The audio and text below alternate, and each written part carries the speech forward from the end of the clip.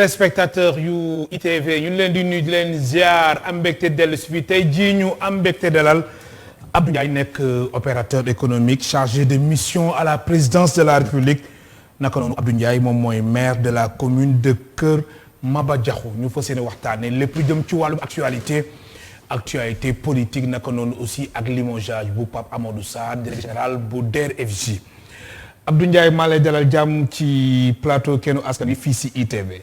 maa ngi lay fay di leen nuyu yéen waa ITV yëpp. ak téléspectateurs yi ñuy seetaan yëpp.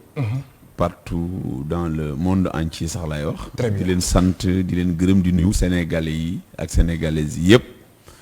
ak ci gox bu Fass gox yu mën di dëkk ci biir Sénégal. rawatina sama waa gox. muy Kër Maba Diakhou Kër Maba Diakhou ba bi nga xam ne sunu borom dogal na ma nekk maire ba. tey di nuyu waa département Nioro yëpp. très bien alors ci kanam tuuti sax daan ñëw ci sa commune muy Kër Maba Diakhou ba ak tamit élection locale yu ni génn naka noonu aussi perspective yi ak élection présidentielle élection législative yu 31 juillet at bi ñu nekk di atum 2022.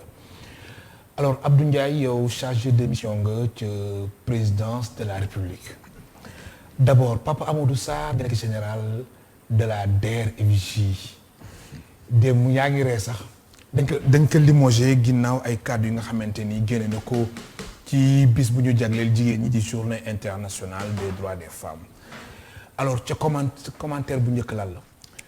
may sant yàlla d'abord di joxaale képp kuy jigéen. sa wàccuwaay. occasion la pour man ma ñaanal jigéenu Sénégal yëpp.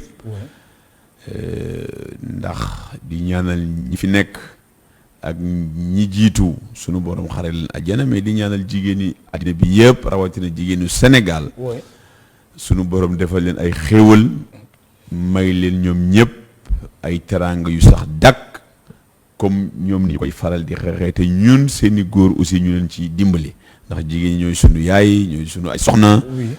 may gërëmaale soxna si ca kër ga ak yaay ji ca kër ga parce que aussi su yenn yi bu ko góor dee man jigéen dafa nekk ci wér ga di ko jàppale. donc maa ngi ñaanal jigéeni Sénégal yëpp di féliciter le ministre de la femme et de la famille ci yi mu def bërki démb. àddina yëpp gis ko vraiment muy une réussite totale.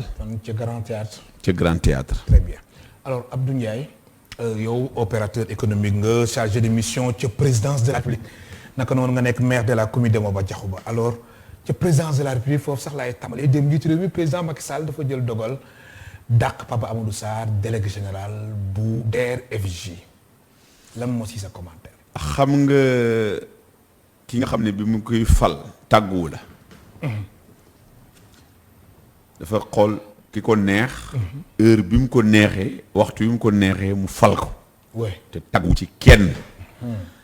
yaakaar naa ne buy dàq aussi di teg nit kam fa tegoon yóbbu ko feneen wala mu koy teggi teg fa keneen loolu jàpp naa ne yoonu kenn nekku ci. yoonu kenn nekku man Abdou Ndiaye de ci li ma jàpp. moo ko doyoon. mu tànn ko fal ko mission ba jeex na. folli na ko mais contexte dafa am contexte bi moom mooy déclaration bu mu def kàddu yi nga xamante ni Papa Amadou Sarr moom la génne si journée 8 mars. xam nga man kàddu yi nit ñi dañ koy wax sax mais man maa ngi woon Kër Maba déglu woon sax ay kàddu. déglu ay kàddu. man li ma jàpp daal mais am nga si ay écho quand même. am naa ci ay écho. oui mais man li ma jàpp. président Macky Sall mooy président de la République du Sénégal moom ci ay prérogatives am bokk na ci muy nommé. di dégommer. moo nommé woon Pape Amadou Sarr délégué général ay at. muy doxal depuis 2017. depuis 2017. 2017 ba 2022. ñaata at la. juróomi at presque juróomi at. bu la ca teggee jàpp naa ne sax Pape Amadou Sarr merci beaucoup lay wax président te dina ko wax. merci beaucoup lay wax président te dina ko wax. mais lii la wax wala lee la wax loolu. peut-être président moom mi ko wàccee moo ci mën a wax ñi dara mais très sincèrement.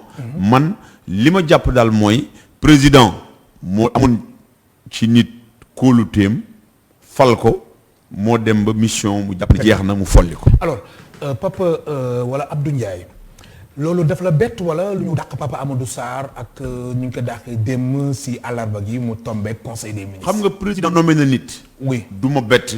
mu dàq nit président dàq na nit aussi du ma bett. ah bon parce que moom la sunu borom dogal. Sénégalais yi voteel ko. ne ko yaay fal yaay folli. ci sa gouvernement.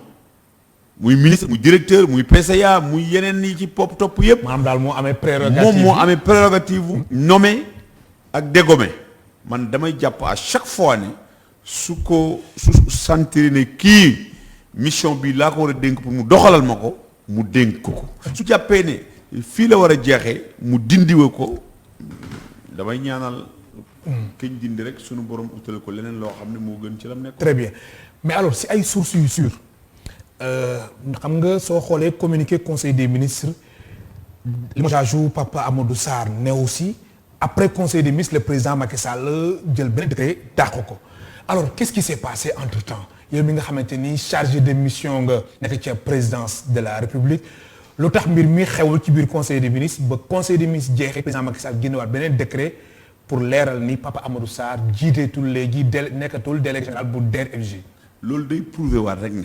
oui comme li ma la wax léegi dafa am leneen lu muy prouver. mooy ne muy lan. président ci conseil des ministres rek lu dul conseil des ministres saa su jàppee ni kii mission bi ma ko santoon war naa arrêté mu arrêté ko ci moment boobu. loolay man loolu laa ci jàpp. li nit ñi di commenter nag. oui man du ma yegg foofu. parce que li nekk ci xelu président. très bien te waxuma ko. très bien xawma ci dara. mais kàddu Papa Amadou Sarr yow nan nga ko analyser. bon mën na bokk bañ a bokk ay analyse waaye man. yow sa gis-gis la li ma jàpp mooy man de du ma wax loolu. su doon yow doo ko wax. non non. kon dëgg ba wax ni wax ji dafa ëpp. non du ma wax ne ëpp na du ma wax ne ëppul parce que nee naa la ci dégg rek laa ko am nii. mais liiruma sax wala dégluwuma sax li mu wax parce que man nekkuma fi woon. waaw mais li nga dégg. mais d'après li ma dégg. oui. mooy ne wax na ay wax yoo xam ne xaw na ëpp jëmale ko waxuma ne loolu moo tax sax ñu limogé ko. li tax ñu limogé ko moom digganteem la ak président. mais man li ma jàpp daal mooy. non pour bañ a dugg. pour bañ a dugg ci sa piège bi mooy tendre. man vraiment tendre piège bi. vraiment li Amadou def ba ñu dàq ko. oui dëgg non mais xam nga. waaw ma très sincèrement. xam nga man toujours li may bëgg mu di ma leer nañ mooy kii sama patron. muy président de la République ne lii la bëgg ma defal ko mu ne lii bëgguma ko ma bàyyi. très bien mais la mu séq ak nit nag. ba tax mu nommé ko. kooku moom la. mais li mu séq ak nit yi ba tax mu déggome ko. moom la mais Abdou Ndiaye yow xam nga njiitu réew mi président Macky Sall. pale ngay xëy yow chargé de mission nga. mais war nga xam ni président Macky Sall kàddu yu metti na ko wala mettiwu ko. waaw xam nga gisuma président Macky Sall diggante bërki démb ak tey bi kàddu yi amee ak léegi wax naa la ne la man maa ngi woon Saloum ca kër Maba Diakhou Ba. ndax fu mu nii kër Maba Diakhou mooy suma priorité numéro 1. ndax yaay maire ba. très bien. oui donc nee naa la gisuma président Macky Sall bërki démb ak léegi. oui gisuma dugguma palais bërki démb ak léegi. fekkewuma bi ñuy jël décret bërki démb ak léegi. oui donc ni ko nit ñi déggee noonu laa ko déggee. ni ko nit ñi di apprécier ak man ni ma koy apprécier mën naa bañ a doon benn. li ma xam daal mooy teg ku ko neex su jàppee ne mission ba jeex na mu dégommé. très bien comme ko fa tegoon mais xam nga. contexte bi nañ jàll ci beneen point. non contexte bi Abdou Ndiaye mënuñ ko si génne xam nga loolu tam moo tax mënuñ ko si génne. Papa Amadou Sarr fu mu waxee kàddu yi talaata.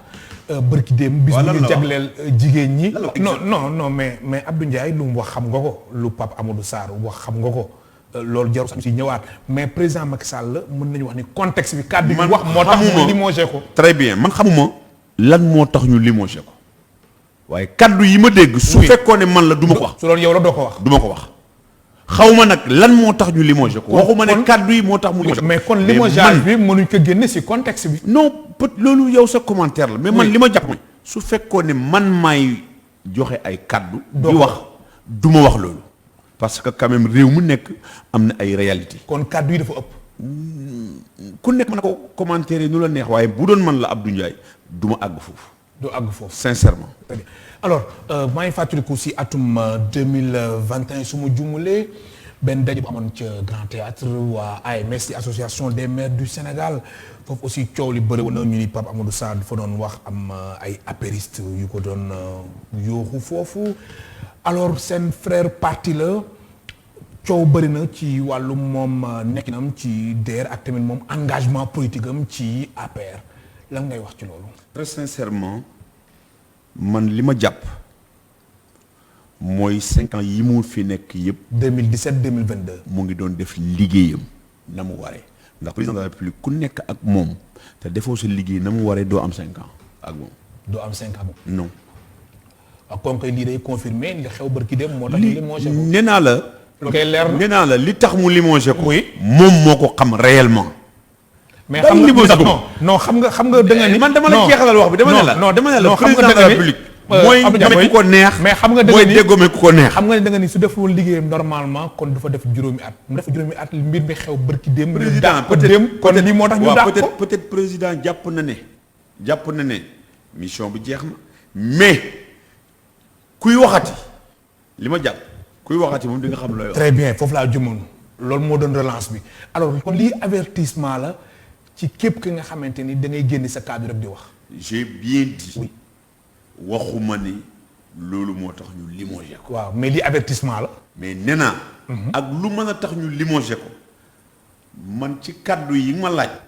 bu doon man la duma ko wax sincèrement ndax ku nekk réew mu nekk dafa am ay réalités yi. oui donc dëkk bu nekk am na ay réalités yi que nit ku nekk aussi am na nooy dundee am na ñu bëgg a jox loxo jigéen am na ñu ko bëggul jox loxo am na ñu bëggul nekk naam li ci des moom jarul sax commentaire mais bu doon man la laa wax duma ko wax parce que damay jàpp ni dëkk bu nekk wala gox bu nekk wala réew mu nekk am na ay réalités te réalités yi am Sénégal kenn ko fi. très bien kon lii avertissement la si yéen ñi nekk waa APR. waa APR benn bokk waa APR ak waa coalition attention waa coalition benn bokk yaakaar ak waa ñoom ñëpp li avertissement la si yéen. non dama ne. ngeen xam ne chargé de mission yi ak waa benn bokk yaakaar waa APR yi gisuma ñuy wax lu ñaaw gisuma luy def. non lu mais ñaaw dama la bëgg wax ñi la xam nga ñun nag xam nga ñun dañoo am coalition pour ngeen xam ni pour ngeen xam bu baax li ngeen di wax. non dama ne ñun li ñuy wax. oui xam nañ ko bu baax dañ xam dara parce que maa ngi yow ñoo def face to face tey. waaw pour vous dire que.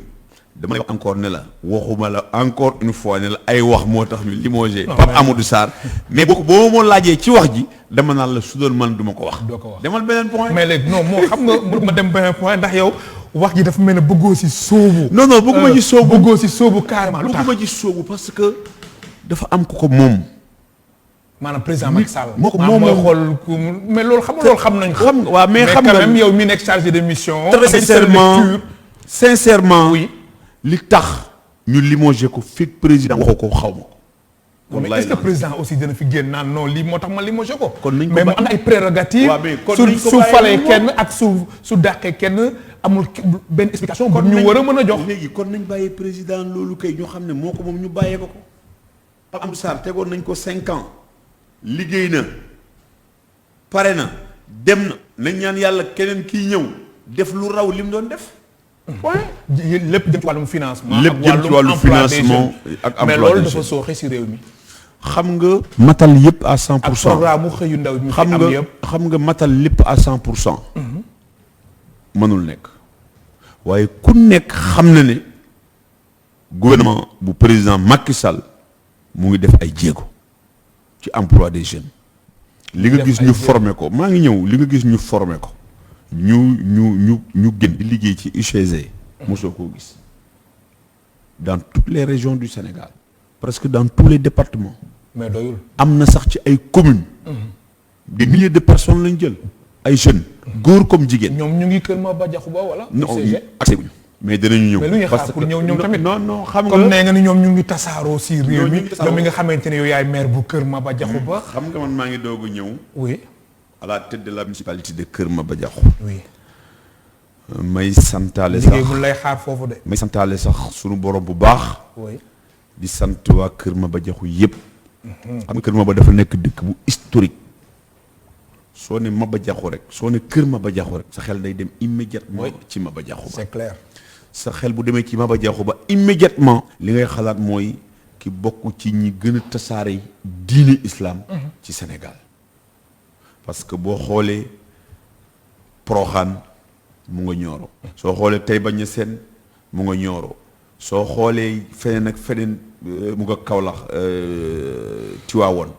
donc da ngay boo xoolee configuration wu département Nioro sa xel li muy dem ci mooy Maba Diakhou Ba ci l'islam mais Maba Diakhou Ba boo ko tuddee rek immédiatement ñu ne Nioro Mamour Ndari mais immédiatement sa xel très bien kër Maba Diakhou loolu dañ ca ñëw may féliciter may remercier aussi waa kër Maba Diakhou parce que boo tuddee li nga ci war a teg rek mooy ñi ko fal très bien ñan ñoo ko fal 59 villages yi nekk ci commune ba ñan ñoo ko fal góor ñi jigéen ñi mag ñi ndaw ñi mais surtout les femmes et les jeunes. très bien loolu dañ ca yaatal ci kanam tuuti alors wàllum emploi des jeunes ndax critiques yi bëre woon na ci wàllum DER wàllum transparence ak nu ñuy attribuer financement yi ci sa gis-gis ki war a remplacer Papa Amadou Sarr mi ñu limogé puis président Macky Sall dàq dem kooku est-ce que jotul mu xoolaat bu baax defal ñu visage yu DER ci wàllum critique yi nga xamante ni critique acerbe yuy jóge xam nga Sénégal moom critique du fi ñàkk du fi jóge parce que li ma la wax léegi moo ci nekk nit mënul satisfaire nit ñi à 100%. mais sincèrement nag DER bari na lu mu def. DER bari na lu manqué aussi. mais bari na lu mu def nag ci réew mi. du DER kese yeneen instruments yu bëri président teg leen dama la ko doon limal léegi. nga dagg ma. mais soo ma bàyyi woon tamit dama ciy continuer ak yow. parce que secteur yu non secteur yu bëri ñuy jël. wax nga ma léegi am na ay secteurs yoo xam ne par exemple. avant-hier rek yaa ngi xool AGETIP. dans le département de Pikine. et dans d'autres départements. ñu ngi Fouta sax ñoom tamit. non dama dans d'autres départements. effectivement ñu ngi wàcc pour ñëw chez moi. soo xoolee FERA dañuy defar pont yi ci àll bi defar piste yi defar ay tali ba pare yore entretien bi te fi ñu ko defar ñi koy entretenir ndaw yi dëkk foofu la ñu jël. y a beaucoup de maires yu signé ay convention ak waa FERA jël ay ndaw yu dëkk ci commune ba. ay communes yu jël ay 30 ay 40 ay 50 ay 60. jusqu'à 100 jeunes ñu dëkk ci commune ba pour encadre pour di dundal infrastructure yi nga xamante ni moom la fa waa FERA di def donc yooyu mën na 20 wala 30 ci réew yoo xamante ne ni ñu ngi jël ay ndaw partout dans le Sénégal. ñëpp nag mënuñ xëy jël ñii dañ leen defal formation ñu dem. nekk ci leneen ñii nekk ci ay bureau ñii nekk ci comme ni ma la ko waxee léegi ci ministère de l'emploi ñii ministère de la jeunesse jël leen di leen kaa feneen ñu ngi def suñu kéemte lay kattan kii ñëw di remplacer ci Pape Amadou Sarr comme ni ko waxee léegi li ñu koy ñaan rek mooy mu gën a accélérer la cadence li ñu koy ñaan rek mooy mu d'accord naa ci ville bi d'accord mais mu gën a dem ci les coins et recoins. Les plus reculés. Amadou doon dem ci les coins les plus reculés. Oui. Dans le sud, dans le nord. Très bien. comprendre nga au centre comme chez nous. donc mais kii tamit dañ koy ñaan mu gën a accélérer mais mu gën a dem au fin fond du pays. très bien am na solo ma fàttali suñu mbokk téléspectateurs yi ñu ngi dalal tey Abdou Ndiaye nekk opérateur économique chargé de mission à la présidence de la République et maire de la commune de Kër Maba Diakhou Ba alors. Abdou Ndiaye actualité bi tamit bokk na si yow li nga xamante ni yow yaay maire bu commune bu Kër Maba Diakhou Ba xam naa ni question boobu bokkul si question yi nga xamante ni moom ngay daw xam naa ni sawar na si alors Kër Maba Diakhou Ba jamono ji yow yaay maire bi sa objectif lan la d'abord comme ni ma la ko waxee léegi rek sant yàlla bu baax. gërëm leen parce que c'était pas évident. oui bi may dem élection demee wu ma woon liste Benno Bokk Yaakaar. donte ci Benno Bokk Yaakaar laa bokk mouvance présidentielle. oui kon regretté woo li nga dem noonu. non. xaal sa yoon regretté woo ko attention. du question de da ngay regretté wala da ngay bañ a regretté. man dama demee woon benn liste bu ñu wax ëllëg Sénégal. oui. dañu ne waxtaan ci Benno bu ngeen jubawul ki ëpp doy na tànn na dem. man li ma jàpp mooy. force yi ànd ak man su ma ne dama am doole du man mais dama jàpp ne force yi ànd ak man tey au niveau de la commune bu ñu demee élection danañ gagner comme président récépissé Benno Bokk Yaakaar maire yi ñoo ko amee woon bugguma indi benn difficulté. yow daal nga dem. ma aw sama langue bopp.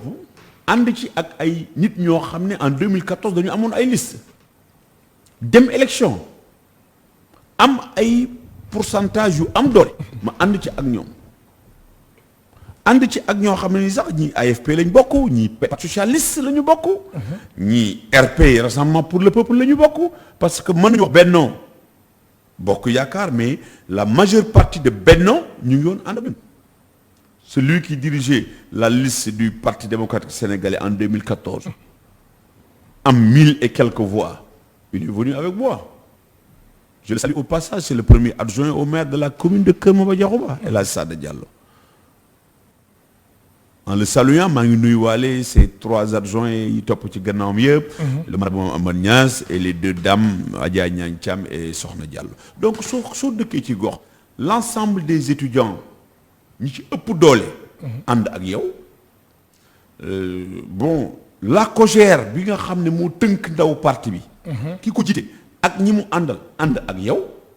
les femmes yi nga xamante ni jàpp nañu tey ñooy femmes actrices de développement yi dëkk boobu ci biir commune bi ànd nañu ak yow. wax naa la ko léegi parce que femme de développement mooy femme yi yëngu. ci mbay mi parce que foofu zone mbay la. femme yi yëngu ci mbay mi. je peux la citer comme la très bien. parce que tey affaire dugub booy wër ñi ko dàq bay tey da ngay dem commune Keur Maba Diakhouba. ah bon oui. danaa la booleeg moom Seynabou Fall nga invité ko fii moom moo ko yore. soo demee ñi dàq bay mboq tey ñu ngi dans le Paoskoto. ñu ngi tey donc ñu mel noonu ànd ak baykat yi ëmb bu ñu àndee ak yow aussi mënoo jël loolu yépp nga am ndaw ñi am jigéen ñi am troisième âge bi par exemple le président des chefs de village. du département de Nioro de l'arrondissement de Wakam de la commune dama am chance mu dëkk sama commune. il est avec moi léegi. kon yow leeroon na la ni que yaay gagné. le premier adjoint au maire sortant. était avec moi. il est aujourd'hui aussi adjoint au maire donc mënoo ragal couche yëpp yi am doole yëpp bu ñu àndee ak yow amut looy ragal. mais loolu bi ñu gañee sant naa yàlla mais dama ñaan sunu borom mu dimbale ma ba li askan wi xaar ci ñun. justement askanu Keur Maba Diakhouba lan la ñuy xaar si yow. xam nga da ngay jógee tey boo jógee Dakar dem ba wax mun a. pour nga dem Keur Maba Diakhouba wax mun a la tali bi yam. wax mun a la tali bi yam. premier combat Keur Maba Diakhou maire du defar tali mënul defar tali. oui état moo koy defar. mais premier combat bi loolu la ma koy lancé wala président de la République. Mansour Faye mi amee ministère bi. xam nañ ne foofu laa jëm pour que diggante wax ngun ak Keur Maba Diakhou nag damay bëgg man tamit bu waa Keur Maba jógee Ndakaaru daw ba Keur Maba Diakhou ba. comme ni ma koy faral di waxee sans difficulté. foofu dafa war am tali bu ñuul ko Keur Maba Diakhou ñu ngi xaar loolu. xam ko pour maire bi defar ko. mais dañu xaar pour le maire def ay démarches. très bien ci état bi mais loolu retard la quand même. retard la d'accord bu mag la. mën nañu wax retard la. nangul naa la ko. retard la parce que aussi peut-être nit ñi ni ñuy xalaatee du benn njiit yi ni ñuy xalaatee du benn. comme ni ko président Macky Sall di waxee xalaat na ne bëgg na commune bu nekk yoon dem ba àgg fa. bëgg na mu am ay forage ba tax mu teg lu mel ni PUDC. tey boo demee Keur Maba dëkk yu bëri tàkk nañu ak PUDC. la Sénélec joue son rôle important dans notre localité. parce que tey avant l'accès au pouvoir du président Macky Sall 3 dëkk ñoo fa amoon courant tey dëkk yaa ngi yokku te amaan nañ beneen programme boo xam ne minimum bëgg nañ ci 2022 bii ñu defar ci 30 villages. yëpp amaat courant li ko ci la amoon xam nga donc balaa 2024 dana fekk au moins dëkk commune bi yëpp 59 villages yëpp am courant. loolu. te loolu yaa ngi see taxaw bokk ñu ngi ci. ak partenaires ñu ngi ci ak démarche yi partenaires yi mënuñ ci am bu ëpp Sénélec. mënuñ ci am bu ëpp Azer. mënuñ ci am bu ëpp PUDC. mënuñ ci am bu ëpp Puma intervenir guñ mais def ñu ngi waxtaan ak ñoom. ñu ngi waxtaan ak ñoom pour ñu xool li gën a urgent ñu def ko ñu ngi waxtaan ak AGETIP. très bien pour que li gën a urgent. ñu def ko alors ñu ngi waxtaan ak FERA. déjà FERA commencé na. techniciens yi dem nañ foofu d'entretien routier dem nañ foofu xool 4 ponts yi nga xam ne ñoo gën a urgent parce que bu yàlla ji tawee nit ñi dañuy am problème mu dem ak dikk. problème bu la Keur Maba am parce que Keur Maba ak Gambie frontière bi c'est 3 kilomètres. donc mooy commune bi nga xam ne moo mujj jëm Gambie côté Kër Pathé bi noonu. en Gambie parce que man damay wax ne sama 60 village sax Keur Maba la donc Gambie la donc FERA ñëw nañu fa diagnostiqué nañu point yi lii ñaari point yi gën a urgent muy bu Ndaraame dimb ak bu Njaayeen Poste dañ lancé appel d'offre bi du yàgg dara. avant fin mars incha allah liggéey ñu mën a door. très bien alors Ndiaye ba nga ñëwee ci boppu mairie bi ndax yow barki démb sax nga fa jóge te léegi doo fa jub naam sax fekkee ni chargé de mission nga ci présidence de la République mais comme léegi yaay maire bu commune bu Kër Madiakhouba waroo fa gëj sax ndax am na si ay maire yoo nga xamante ni wala ay ministre maire yi nga xamante ni lu ñu nekk Dakar mu ëpp fuuf lu ñu nekk si seen gox. alors ba nga ñëwee def état des lieux la nga gis foofu la ci commune bu Kër Madiakhouba. commune bu Kër Madiakhouba moom. ak maire bi état des lieux ba nga defee ba nga ñëwee ni bërëb lan nga gis. xam nga maire yi presque amuñu doole. amuñu doole. il faut que état bi jàppale. maire yi encore une fois may lancer un appel. Oui. À son excellence le président de la République ak l'ensemble du gouvernement. pour que ñu jàppale waat maire yi ñu jàppale. oui parce que gis nga limal noonu yéegi ne ñëpp. ñu ngi intervenir ci communes yi. mais il faut que ñu gën leen jàppale. oui yokkat fonds yi nga xam ne ñu koy dimbali communes yi. doyul. parce que du ma ne doyul mais xam nga commune bu mel ni Kër Maba tey manqué lépp. manqué lépp laay moo leen dara foofu. non manqué lépp. mais loolu doy na waar. non manqué lépp parce que budget mairie attanu xam nga budget bu mairie budget mairie ci àll bi. oui attanuñu li nit ñi soxla. seen budget ñaata la. xam nga man barki de ma laa waxta sama budget. oui ñaata. xam nga commune boo xam ne àggul ci budget 300 millions mënul def lu bëri. kon 200 et quelque. très bien xam nga mënul def lu bëri donc loolu dañuy mais ba léegi waxuma ñaata la de. dañuy soxla maa ngi ñëw dañuy soxla état bi jàppale ñu. dañuy soxla état bi renforcer ñu pour que li ñu bëgg a def yëpp ñu mën ko def d'ailleurs loolu moo waral léegi moo wax la ne la FERA commencé na te ñoom du ñu yem foofu. parce que il faut ñu pousse. pour ñu defar piste te yéen a ngi xaar PUDC. PUDC commencé na déjà maa ngeen di xaar. PUDC commencé na déjà parce que le jour bi ma defee passation de service ba pare le lendemain PUDC ñëw nañu. je remercie au passage le directeur le coordonnateur. oui. Cheikh Diop. kon Puma moo ñëw. ñëw nañu pour installer benn forage à Ndiobène. PUDC. ñëw nañu pour piste Proxaan Kër Maba Diakhou. parce que il faut que ñu relier piste Kër Maba Proxaan Saabuya Kër Maba Taïba Niassène Dingaraay. parce que Taïba Niassène Dingaraay sax am na tali mais Kër Maba Taïba Ndiobène Taïba Niassène donc il faut ñu relier Kër Maba Wakanguna pour que commune boobu comme dafa enclavé wu mën a ubbeeku parce que dafa am potentialité bu bay bu nekk foofu. parce que tey boo am na zone boo xam ne boo fa demee ci commune bi commencé ko ci le grand ba côté Kouronkou boo gasee 1 mètre tu as l'eau non ak nawet. te loolu dañ ko war a exploiter dañuy bay. loolu dañ ko war a exploiter. femmes yi nekk foofu dañuy bay. oui jeunes yi dañuy bay mais amuñu ku leen encadré. li njëkk mooy maa ngi ciy discuter ak horticulture. maa ngi ciy discuter ak yeneen programme yi président Macky Sall teg pour ñu ut ay financement dimbale leen pour ñu mën a bay parce que foofu dañ koy ooyee sax wàllaa dex te yemul ci wàlla dafa continuer jusqu'à Passixour Thioyène Ndramé Dimbu Ngayeen Sine yooyu yëpp ba ci la grand. kon loolu bokk na ci sa combat. combat bi mooy. oui ñu defar yoon yoo ñu encadré ñu bay mbay mi gën a baax mais ñu defar ay yoon yoo xam ne. ut ay partenaires yoo xam ne dañu mën a dem jënd tamaate bi jënd jaxatu bi jënd soble bi jënd yëpp parce que bu ñu leen encadré li Saalum soxla ci lu ñuy dundee ci marché yi foofu rek mën na faa jóge. très bien alors ku ni mbay sa xel dem si wàllum suuf foofu nag baykat yi amuñ fa jafe-jafe ci wàllum accès à la terre wala. baykat yi amuñu fa jafe-jafe. parce que ku ci nekk suuf sa maam bayee yaa ngi ko amee di ko bay. très sincèrement te man aussi ñëwuma. pour seet nu may nangoo seeni suuf. parce que du ma def loolu. doo def loolu. non parce que mbay mi moo fa nekk damay xool nan la ñuy yokkee fexe gouvernement bi di yokk engrais bi dem Kër Maba damay ñëw fexe nan la ñuy yokkee jiw bi dem Kër Maba. en dehors de li état di joxe ñu seet yan pexe la ñuy def ak yan organisation la ñuy def comme ni ma la ko waxee léegi am na ñoo xam ne ñoo fa amee. mbayu dugub bi ñu seet nan lañ leen di doolelee ba nga xamante ne ni dootuñ ko jéggaani feneen. très bien alors su weesoo wàllum infrastructure ak wàllum agriculture. ndox sa défi lan la ca Kër Maba Diakhouba. Kër Maba Diakhouba ñaar dama bëgg bu ma sañoon Kër Maba dafay mel ni Ndakaaru. donte. loolu doole ji àtt na ko su ma sañoon. soo sañoon yow yaa ngi nii rek bu mbirum tali sax da ngeen. su ma sañoon nee naa su ma sañoon mu mel ni Paris. oui su ma sañoon tey booy dugg Nioro comme ni ma koy waxee toujours da ngay jógee Dakar président Macky Sall fexe na boo jógee Dakar ba Tambacounda doo yëg du daan boo yëgee boo diggee gërëm rek du daan la da ngay jógee fii ba Nioro. man bu ma sañoon sooy du ni Nioro ni président Macky Sall defaree Nioro. su ma sañoon mu defal ma ko noonu Kër Maba te du fa yem sax mais mu def ko ci yeneen communes yëpp muy félicité waale nag tous les autres maires yi nekk dans le département de Nioro. on est 15 yëpp muy ñi dem. ak ñi ñu bees ñi ak ñi fa nekkoon te amaat seen second mandat ñëpp maa ngi leen di félicité di encouragé yi nga xam ne aussi dañu daanu. très bien parce que jéem nañu seen kéemtalaay kattan. bien ñun dañu ñëw parce que nit du def ci mairie 20 ans nga ne defa fa dara.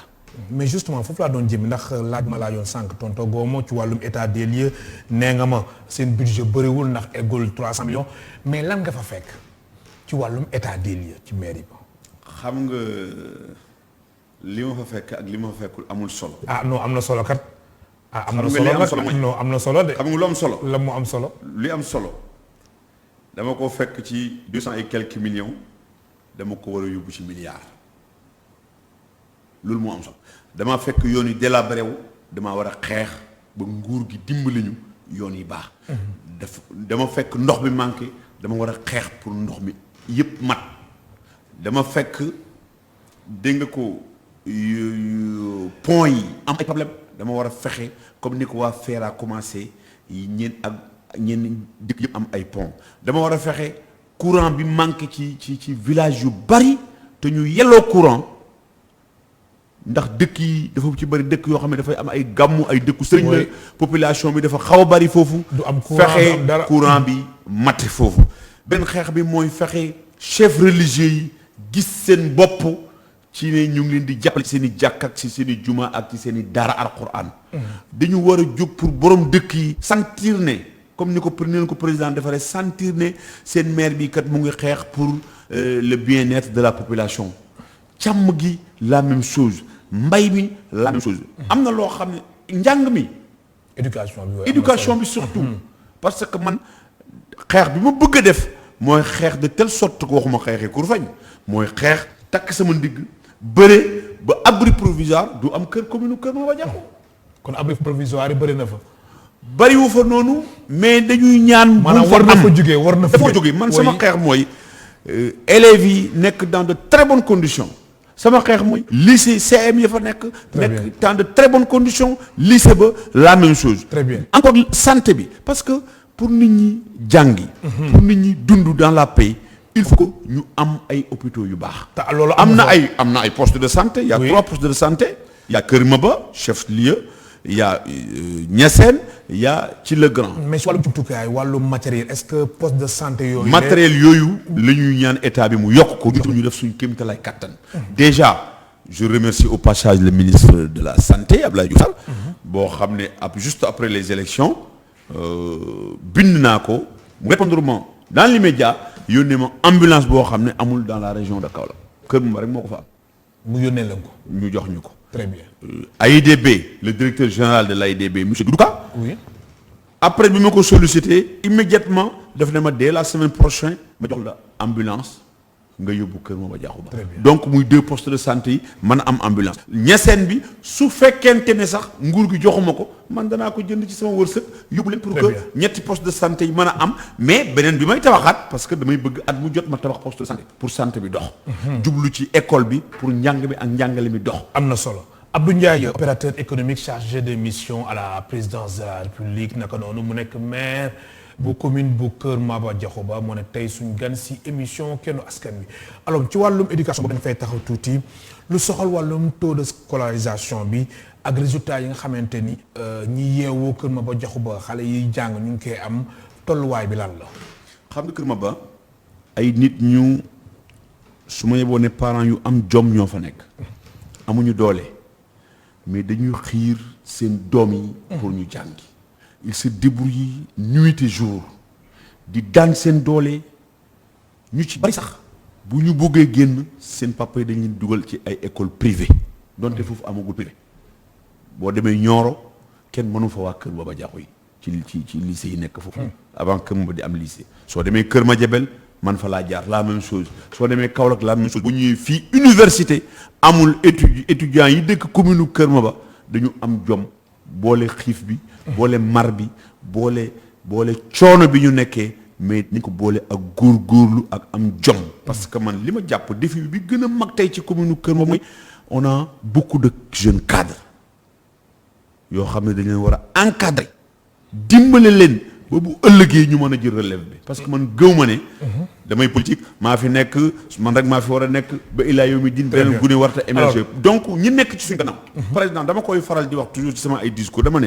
nous les maires bu ñu jël lépp y a des cadres derrière nous nañ leen di dimbali ñi nommé ba pare nañu dimbale les maires pour ñu am doole mën a dimbale ñu nekk seen ginnaaw alors yaa ngi wax waxum encadrement mais askanu Nioro am na ñu nga xamante ni DER financé na leen wala man Kër Maba gi ma dëkk DER financé na fa DER financé na DER financé na fa à hauteur de 10 millions à hauteur de 10 millions il y a de cela 2 ans ñañ ko joxoon aussi def nañ seen kéemtalaay kattan ba fay ko ay jeunes lañ ko joxoon ay femmes liggéey nañ seen liggéey ba fay nañ ko doon outil leneen. très bien alors wàllu performance yi nga wax léegi ci résultats yi kon abri provisoire yi. FONGIP aussi mu ngi en cours de vers Kër Maba. très bien FONGIP pour aider les femmes et les jeunes. avec la très bien coordinatrice. alors li ma doon wax moom mooy lu jëm ci wàllum performance yi nga xamante ni moom nga doon wax wàllum jàng beeg yooyu kon da nga bëgg wax ni abri provisoire yi mën nañu wax ni amul incidence ci résultats yi nga xamante ni ñi yeewoo Kër Maba Diakhouba ñu ngi ko fay amal. xam nga naam sax fekkee ni abri provisoire war na fa jóge mais teewul yéen a ngi am ay résultats yu baax. ñu ngi am ay résultats yu baax. c'est parce que ñiy jàngale aussi dañ ci jouer rôle bu am importance. oui. comprendre li ma wax. comprendre naa oui. parents d'élèves yi di ci jouer rôle bu am importance. élèves yi aussi bëgg a jàng di jàng. moo tax ma wax ne abri provisoire am na fa mais dañu war a xeex li commune bi man def ko li nguur gi man aussi def dimbali ñu pour abri provisoire man fa jeex élèves yi mën a gën di jàng man daal li ma soxal njàng mi ak njàngale mi santé bi nit ñi mën a lekk mën a naan ndox mu sell mais nit ñi am yoon yu ñuy jaar très bien su loolu amee Kër Maba Diakhouba courant bi ñu fekk ñu fa ak yeneen je crois que ñu dimbali femmes yi ci ay financement fexe ndaw yi aussi ñu ci bari dem liggéeyi ñu ci war nekk ci ay projets ñi nekk ci projets yi développer l'agriculture pisciculture mën na fa am parce que suñu xur bi dafay am ay jën yu ndaw yooyu dañ koy napp foofu donc développer pisciculture bi développer l'agriculture ba am na ñoo xam ne sax mënuñu nekk ci ay bureau danañ am gëm-gëm bu ñu delloo ci mbay mi ñu encadrer leen dimbali leen ci ay financement ci ay jumtukaay ak ay matériel may remercier au passage le ministère de l'agriculture parce que partenaire la ak ñoom te danañ gën a dugal seen loxo biir Kër Maba Diakhouba incha allah. très bien alors élection législative yu 31 juillet ban taxawaay nga si fas yéene amal Abdou Ndiaye. xam nga man nag dafa am lu nit ñi di faral di wax. les partis disciplinés man nag responsable discipliné la. maanaam yow daal. xam nga bokkoo si ñi nga xamante ne dañ nekk si parti bi su président waxee nii ñoom ñu jaar na le. xam nga bi may dem élection locale sax su ma amutoon ndigal du ma dem. da nga am ndigal.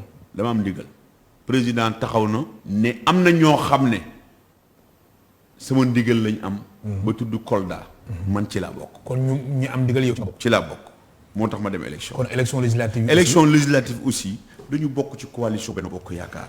naam ci biir élection yi amoon na benn liste au niveau départemental man ma jàppale liste boobu ba Alimane nekk tey président conseil départemental ma koy féliciter au passage.